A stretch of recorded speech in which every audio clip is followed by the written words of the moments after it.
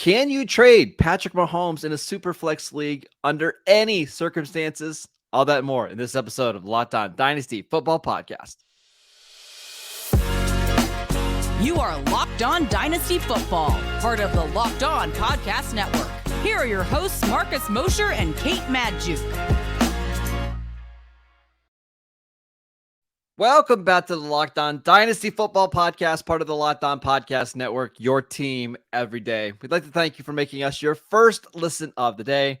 I am your host, Marcus Mosher. You can follow me on Twitter at Marcus_Mosher. And joining me today, as always, is Kate Madjuk. Check her out on Twitter at Kate Madjuk. Kate, we are answering your Dynasty questions or our listeners' Dynasty questions on from Twitter today. Let's start with this one. It's a really good one from at Detroit Van Doe. He wants to know, someone offered me to trade away Patrick Mahomes in a Superflex Dynasty League.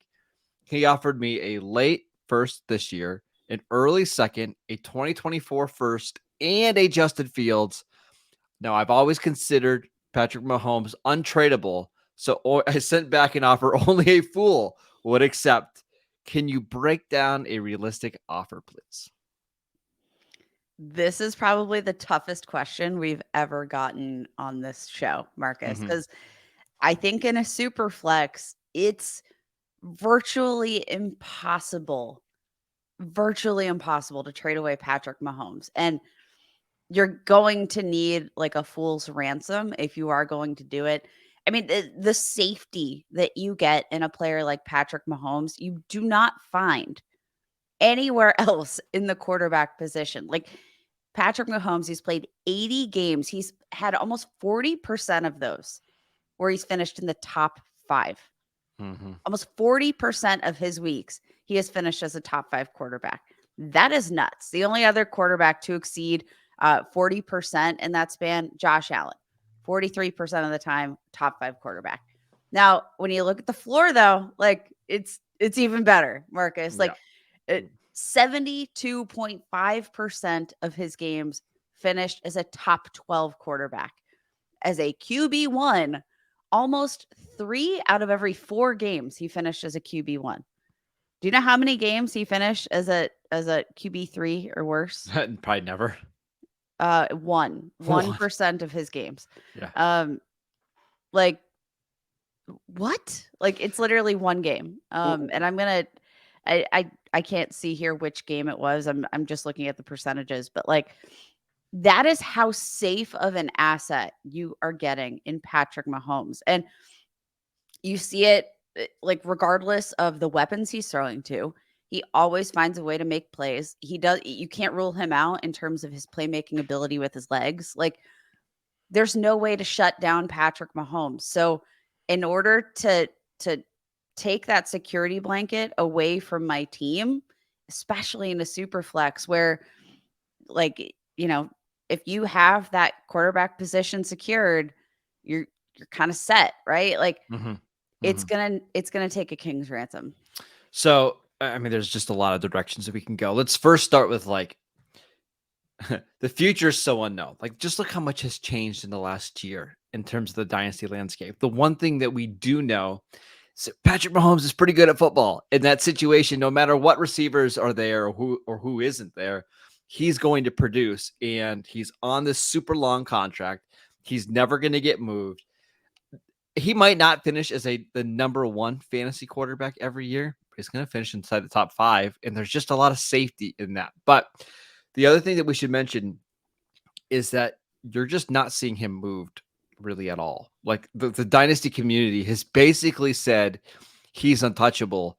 According to Dynasty League Football right now, we've only seen in Superflex leagues since the start of the new year, 30 trades. So, excuse me, not even that. Since the start of the new year, 25 trades involving Patrick Mahomes. So it's not a ton. And in every one of these trades, because you and I kind of looked at some of these pre-show, we don't love any of the offers that you got. Like, let's go through a couple just to show you. Patrick Mahomes, again, these are all Dynasty Superflex leagues, for Jalen Hurts in the 111. Love getting Jalen Hurts back, but like the 111, like realistically, what are you drafting with that 111? Like based on rookie I ADP mean, you're right now? probably like Will Levis. Yeah, so like I get it. Maybe you're getting two quarterbacks. Will Levis, definitely not a sure thing, though. I've been vocal about what I like about Will Levis from a super flex perspective, Yeah, but like at that point, Marcus, you're probably maybe getting like Zay Flowers, Josh maybe, Downs, and probably. like so essentially Jalen Hurts plus Zay Flowers, Josh Downs. No, Yeah. no, thank you. All right, this one. Patrick Mahomes in a second round pick for Justin Fields and Jonathan Taylor. Now that one's a little bit closer for me. I think Fields is going to put up ridiculous production, but there's just not that same long term stability. And it's Jonathan Taylor, who we're going to talk about actually in a little bit. Yeah, again, for me, this comes down to like obviously we know the ceiling for Justin Fields is sky high. And this could be a big, I think, season in terms of his dynasty value, right? Like there's still this kind of tiny buy now window for Justin Fields if you're a believer that he's gonna make these leaps as a passer. But if he doesn't, his value probably Yep, washes out I after agree. this season. And I'm gonna take the safety of Patrick Mahomes, period. I agree. So I think one of the things that, just to answer the question, by the way, if you're going to trade Mahomes, what you need to do is you need to get another top 5 quarterback. And to me, the only guys that I'm considering are like Joe Burrow, Jalen Hurts, Josh Allen, Justin Herbert, maybe, and maybe Lamar Jackson. Those are probably the 5 that come to mind for me, plus something else significant that can help my team right away, whether that is a Jonathan Taylor, right? Or whether that's, one of the top 2 picks in this year's dynasty draft, or whether it's a top 5 receiver. Like that's kind of the starting point for me. And I'm probably asking for more. Yeah, it's definitely one of these top 5 quarterbacks, and for me, I even leave Justin Herbert It's fine. Yep. off that list. That he has not had the same ceiling, I think, than of any of these other quarterbacks that you just mentioned: Josh Allen, Jalen Hurts, Joe Burrow, Lamar Jackson. I will take one of those, but yeah, I'm gonna need either a very high rookie pick in return, or I'm gonna need to complement that with another Mhm. asset that is valued much more highly than, let's say, the 111. Last thing on Patrick Mahomes before we move on. I actually have him in a league, in a super flex league where my team is bad. It's Patrick Mahomes and a couple other little pieces. And I think I finished like 8th in that league. Like the team just wasn't good. So I've I've thought about potentially trading him to build up the rest of the roster. Here's a trade that was completed that I'm sure somebody else is in a similar situation. So Patrick Mahomes for Kyler Murray, Geno Smith. So you're getting 2 quarterbacks and Amon-Ra St. Brown. It's interesting. I think definitely situationally, um, if that's the one elite asset you have, and you do like, there are some times where you just need to break down an elite asset just to, it's a starting point, right? Like you can't build your dynasty out of nothing. It still hurts. It still hurts a lot, but I Yep. do think like again, Amon-Ra St. Brown, top 5 wide receiver. Yeah. Yeah. Like getting these what you said, 2 quarterbacks in Yeah. return. You Geno got Smith Geno and Smith Kyler and Murray. yeah, like that's It's probably a good intriguing. move. I don't think I would do it. Even like if I got that offered that in my league, I probably wouldn't do it unless I got some kind of pick. But just goes to show you, like it is really, really hard to trade Patrick Mahomes in your dynasty leagues right now. And I don't think you and I would advise it unless it is a no brainer. I can't afford to miss out on this trade type of offer. Yeah, again, I think the way to approach it is like our listener said, I countered with something only a fool would accept. Yeah. Um like do it, and maybe there's going to be a fool that will accept, but Yes. uh I'm I'm definitely not like you're going to have to pry him from my cool dead fingers. Yes. All right, let's answer a question about Jonathan Taylor and how much we can trust him going forward next. This episode is brought to you by Built Bar. Are you looking for a delicious snack but don't want all the sugar and the calories? Then you need to try the best tasting protein bar ever. It's Built Bar. You got to try this. If you're like me, trying to be a little bit healthier as we get into summer, but you don't want to compromise on taste, well, we have just a thing for you. It's Built Bars and Built Puffs. Built Bars are healthy and they taste amazing. Seriously, they taste so good that you're not even going to know that they're actually good for you. What makes Built Bars so good? Well, for starters, they're covered in 100% real dark chocolate. That's right, real dark chocolate. And they come in so many unbelievably great flavors like churro, peanut butter brownie, and cookies and cream. Not sure how Built does it because they taste just like a candy bar, but only 130 calories, only 4 grams of sugar, but a whopping 17 grams of protein. And now you don't even have to wait to get a box. We've been telling you for years to go to built.com and place your orders over there, which you could still do, by the way, if you want to load up on one certain flavor. But now you can head to your local Walmart or your local Sam's Club to pick up some Built Bars. That's right. Go to your nearest Walmart, go to the pharmacy section, pick up a 4-bar box of the cookies and cream, the double chocolate, or the coconut puff. Or if you happen to live near a Sam's Club, run in, grab a 13-bar box with some of the hit flavors, including brownie batter puff and churro puff, and you can thank us later. We want to thank you for making Locked On Dynasty your first listen every day, everydayers. Next week, we're going to be back continuing our division preview, talking about some more buy, sells, and hold from another division. I believe we're going to stick with the NFC and go with the NFC North, but make sure you guys are tuning in for that on Monday.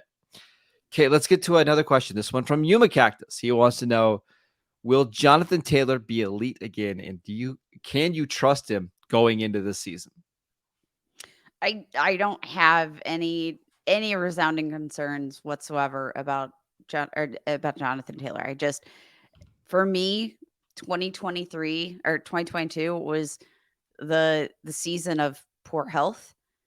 And Yep. I'm one of these people that, like, I understand that it was a rough season, but I'm not willing to predict a player to suffer an injury. Like, it Mhm. just, you cannot predict even the most quote unquote injury prone of players, which Jonathan Taylor is not. Um, like i- he has all of the elite traits to be a running back. Last year he was injured, and that's I don't have a ton of analysis for that. Yeah, Like, it just felt like everything went wrong. The offensive line was horrendous early in the season. Matt Ryan was so clearly washed and he couldn't move. And this offense just looked really slow. And I think with Shane Steichen, and we'll see if it's Anthony Richardson starting, but there's just going to feel like there's a little bit of a buzz and a juice to this offense that they didn't have last year. And even if Jonathan Taylor isn't what he was in 2021, I just think some of this new energy in the offense is going to make it more productive from a fantasy standpoint. and I don't think that, like, Jonathan Taylor lacks the same amount of juice, right? Like, No, he's going to be fine. he has all the same traits that made him elite previously, but again, Marcus, you mentioned, like, it wasn't just the injuries last year for Jonathan Taylor. Like, this was a bad situation for a running back to be in. Period. Yeah. Um, between, like, the addition that Anthony Richardson is going to provide this offense in terms of that ability to make these defenses wonder which of these players is going to be running the ball. Is it going to be Yep. Anthony Richardson? Is it going to be Jonathan Taylor? Like, that quarter of a second is enough to change the entire dynamic of this Mhm. offense. Like, Mhm. that quarter of a second affords you yards, that Yep. affords you space. Like, I can't understate enough what, if it is Anthony Richardson, and I'm projecting it will be, what that will do for Jonathan Taylor as a runner in terms of how things are going to open up for him with that in the offense. Elite traits, elite running back, bad, bad 2022, but I, Here's the reason I'm optimistic. Well, for a couple of things. He's just so much cheaper now than he was at this time last year. Like, we are getting back to his price tag when he was like a rookie and was playing behind some pretty bad running backs. Like, he's being drafted in just regular leagues, not super flex leagues, like 8th overall in dynasty startups. And it's like, Yes, give it to me because he at any single week he can be the highest scoring player in all of fantasy. The situation's fantastic. The Colts are going to pay him. They have almost no choice but to pay him. And we've seen how dynamic he is when he's healthy. The offensive line looks a heck of a lot better on paper. They should be a lot faster on offense. I just think everything is trending in the right direction for Jonathan Taylor. And it's not like he's old. He's only 24. We still have He's multiple years. 24. That Yes. is what's crazy. We have multiple years of his prime still left. Absolutely. And Marcus, like you bring up the ADP. This is the lowest his ADP has been in the last 2 years. Like Yes. I do think that like yes, I get y- you know, he had a rough season. I don't there's just not a lot of analysis that I can provide. Jonathan Taylor's just He's good at the game, right?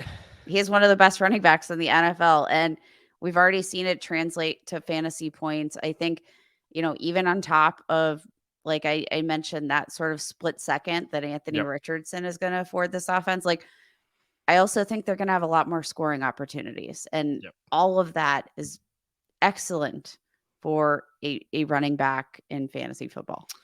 Let's just run through a couple trades for Jonathan Taylor because I do think he is exceptionally cheap right now. Um, Jonathan Taylor for Treylon Burks, the 106 and the 113 in a 14-team league. Yeah, I'd give that up in a heartbeat. Heartbeat. Um, Jonathan Taylor, pick 104 and pick 304 for 101. So basically, this is Bijan Robinson for Jonathan Taylor and pick 104. 104 in a super flex or No, this is the what's that? one quarterback league. Ooh. So So what- basically, again, Bijan for Jonathan Taylor in 104. I love Bijan, but give me Jonathan Taylor in the 104 because I could still potentially get some pretty good players there at 104. that one's closer for me, but it just yeah, I think that's probably some of the best value you're going to get for Jonathan Taylor, especially depending on what you're going to be able to get with that 104. Couple more. Again, this is hey, I happen to know who this person that said acquired Jonathan Taylor. Jonathan Taylor for Travis Etienne and 2 second-round picks. I'll take Jonathan Taylor there all day. Mm-hmm. I agree with you. One more. Jonathan Taylor for Saquon Barkley and a first-round pick. I'll take Jonathan Taylor. Okay. Jonathan Taylor for 104 in the Superflex league. Jonathan Taylor. Go out and get Jonathan Taylor. He's cheap right now, and it would not be a surprise. We get 3 weeks into the season, and everybody remembers, oh yeah, Jonathan Taylor, pretty good at football. Go out and trade for him. Okay, we've got one more question left about some receivers that we think are going to make the leap this year. Let's get to that next. All right, Kate, our final question here. This one from Chad. He wants to know which wide receiver has the best chance to be a top 3 dynasty wide receiver at this time in 2024. So just to mention the ranks right now, Justin Jefferson 1, Jamar Chase 2, AJ Brown 3. I'm going to mention CeeDee Lamb at 4 because we can't pick him. But if there's going to be a receiver to kind of crack that top 4 at this time next year, who do you have? I don't know if this is like a hot take or if it's not hot enough. I'm gonna roll with Drake London, who That was my name. was it really? Yep. Okay. See, guys, we don't talk about this before the Yep. show because we like to be surprised. Now, I looking at Drake London, he was my wide receiver 1 in last year's class. Just like coming out as a prospect, there are just not a lot of guys that you see play with his size, 6'4", 219 pounds. And like, just to be clear, he looks like a big dude. Yeah, He he's huge. plays like a big dude. Yeah. But at the same time, he moves and plays like a smaller dude. Yep. Like, I don't know how those things coexist, but they coexist in Drake London. He is capable at the catch point.